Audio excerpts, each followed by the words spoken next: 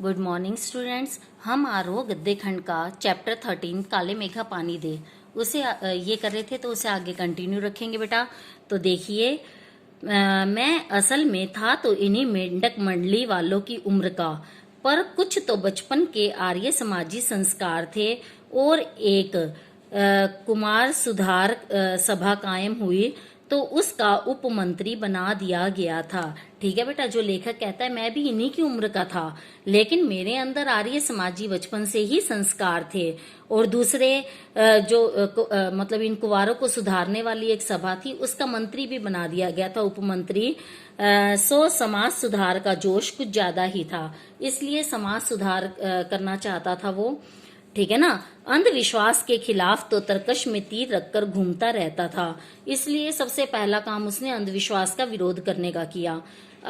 मगर मुश्किल यह थी कि मुझे अपने बचपन में जिससे सबसे ज्यादा प्यार मिला वे थी जीजी। ठीक है ना। अब वो बता रहा है बचपन में जिसके सबसे ज्यादा क्लोज था लेखक, वो उनकी जीजी थी। ठीक है। यूं तो मेरे रिश्ते में कोई नहीं थी।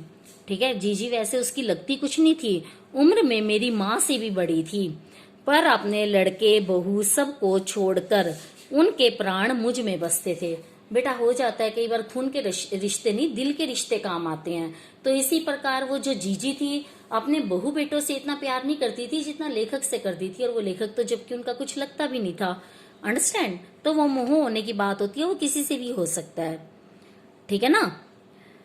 और वे थी उन तमाम रीति रिवाजों, 30 त्योहारों, पूजा अनुष्ठानों की खान जिन्हें कुमार सुधार सभा का यह उपमंत्री अंधविश्वास कहता था। ठीक है, जीजी ये सब मानती थी, अंधविश्वासों को, तीज त्योहारों को, जिन्हें की लेखक अंधविश्वासों की संज्ञा देता था, उन्हें जीजी मानती थी और उन्हें जड़ से उखाड़ फेंकना चाहता था। पर मुश्किल यह थी कि उनका कोई पूजा विधान, कोई त्योहार अनुष्ठान मेरे बिना पूरा नहीं होता था। देखो बेटा, ये तो दो विरोध स्थिति पैदा होगी। देखो, जीजी थी वो तो इन सब चीजों को मानती थी, अंडरस्टैंड ना, वो तो इन सब चीजों को मानती थी, तीज त्योहार अनुष्ठान, धार्मिक जो ये गतिविधियां होती हैं।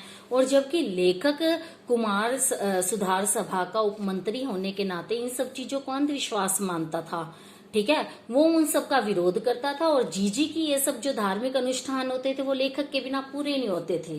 ठीक है ना। तो एक ऐसे इंसान को अपने साथ धार्मिक अनुष्ठान में शामिल करना जिसका उन पर यकीन ही ना हो, ये तो बहुत कठिन कार्य हो जाता है। ठीक है ना। तो दिवाली है तो गोबर और कोड़ियों से गोवर्धन और सतिया बनाने में लगा हूँ। जन्माष्टमी है तो रोज 8 दिन की झांकी तक को सजाने और पंजीरी बांटने में लगा हूँ। हर छठ है तो छोटी रंगीन कुलियों में भूजा भर रहा हूँ। भूजा बेटा भुजिया वगैरह खाने की चीज होती है। किसी में भुना चना, किसी में भुनी मटर, किसी में भुने अरवा चावल, किसी में भुना गेहूं। जीजी यह सब मेरे हाथों से कराती ताकि उनका पुण्य मुझे मिले, केवल मुझे। ठीक है ना बेटा। जीजी हालांकि इन चीजों को मानती थी, उन्हें लगता था ये सब धार्मिक अनुष्ठान करने से उन्हें पुण्य मिलेगा, और वो इन चीजों में लेखक को अपने साथ शामिल करती।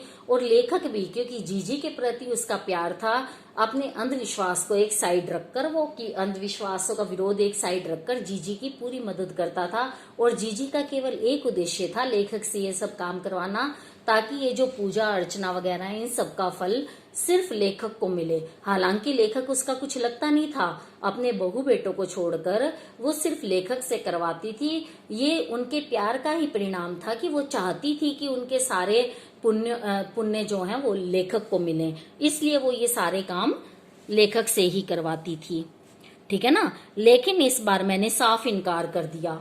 अब भाई शुरू से ही वो मानते नहीं थे इन चीजों को, अंधविश्वास कहते थे, तो इस बार उन्होंने साफ मना कर दिया था, वो ऐसा कुछ नहीं करेंगे। ठीक है। लेकिन नहीं फेंकना है मुझे बाल्टी भर भर पानी इस गंदी मेंढक मंडली पर। इस बार लेखक ने साफ मना कर दिया, वो इस प्रकार की गंदी मेंढक मंडली पर बिल्कुल पानी नहीं फेंकेगा। ठीक है ना, वो नहीं करना, इन सब का हिस्सा नहीं बनेगा। जब जीजी बाल्टी भरकर पानी ले आई, उनके बूढ़े पांव डगमगा रहे थे। ठीक है, अब लेखक ने तो मना कर दिया। जीजी की मैंने बताया ना काफी बड़ी उम्र थी, वो लेखक ने कहा था उनकी माँ से भी बड़ी उम्र की थी। अब बाल्टी भर के पानी लाना उनके बस का नहीं था, उनके पांव डगमगाने लगे। ठीक है, हाथ कांप रहे थे। तब भी मैं अलग मुंह फुलाए खड़ा था। वो देख रहा था कि जीजी को बाल्टी उठाने में मुश्किल हो रही है पानी की। वो अलग से फिर भी मुंह फुलाकर खड़ा था कि मेरे मना करने के बावजूद भी वो ये काम क्यों कर रही हैं।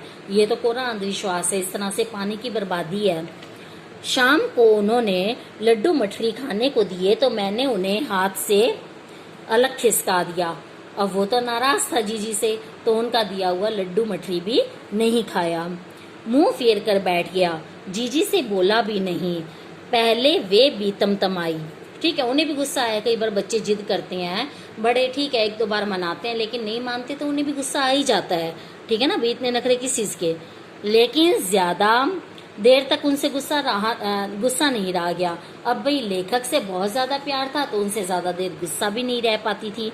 ठीक है ना, पास आकर मेरा सर अपनी गोद में लेकर बोली, देख भैया रूठ मत। ठीक है ना, मैं कुछ नहीं बोला। अब उन्हें प्यार से मनाने लगी। पता गुस्सा करके भी कुछ नहीं हुआ, तो अब प्यार से मना रही हैं। लेकिन लेखक का गुस्सा अभी भी दूर नहीं हुआ था, वो कुछ नहीं बोले। फिर जीजी बोली, तू इसे पानी की बर्बादी समझता है, पर यह बर्बादी नहीं है। अब उसे प्यार से समझा रही हैं। देखो, अगर हमारे बड़े बुजुर्ग कुछ अंधविश्वास को मानते हैं तो वो इसके पीछे तर्क भी देते हैं, चाहे हालांकि वो तर्क हमारी नजर में गलत हो, लेकिन उनकी नजर में गलत नहीं होता, तभी तो वो लोग करते हैं। देखो, गलत काम को इंसान जानबूझकर नहीं करता, उनकी नजर में वो चीज सही होती है तो वो करते हैं। उस अंधविश्वास को, ठीक है वो लेखक की नजर में अंधविश्वास था, लेकिन जीजी की नजर में नहीं। इसलिए वो इस बात को पुष्ट करने के लिए लेखक को तर्क देने लगी कि जिसे वो पानी की बर्बादी समझता है, वो असल में पानी की बर्बादी तो है ही नहीं। ठीक है ना, यह पानी का अर्धे चढ़ाते हैं। ठीक है ना, पानी का अर्धे चढ़ाना, जैसे हम सूर्य देवता को जल चढ़ाते हैं, इसे अर्धे देना कहते हैं। ठीक है ना, जो चीज मनुष्य पाना चाहता है उसे पहले देगा नहीं तो पाएगा कैसे। बेटा, अगर आपको पानी की जरूरत है तो आप जब तक पानी दान नहीं करोगे तब तक आपको वो पानी कैसे मिलेगा। उनका यही मानना है, अगर हमें इंद्र देवता से पानी चाहिए तो पहले हमें पानी का दान करना होगा, तब इंद्र देवता खुश होकर हमें पानी देंगे। ठीक है ना, इसलिए ऋषि मुनियों ने दान को सबसे ऊंचा स्थान दिया है। ऋषि मुनियों को काहे बदनाम करती हो जीजी? ऋषि मुनियों को काहे बदनाम करती हो जीजी? क्या उन्होंने कहा था कि जब आदमी बूंद बूंद पानी को तरसे तब पानी कीचड़ में बहाओ? ठीक है ना, लेखक आगे तर्क करता है कि ऋषि मुनियों को बदनाम ना करो। वो तो नहीं कहते कि जब इंसान पानी की बूंद बूंद को तरसे तो तुम पानी को बदनाम करो। ठीक है बेटा, हम यहाँ तक रखते हैं, आगे नेक्स्ट वीडियो में करेंगे। Okay bye.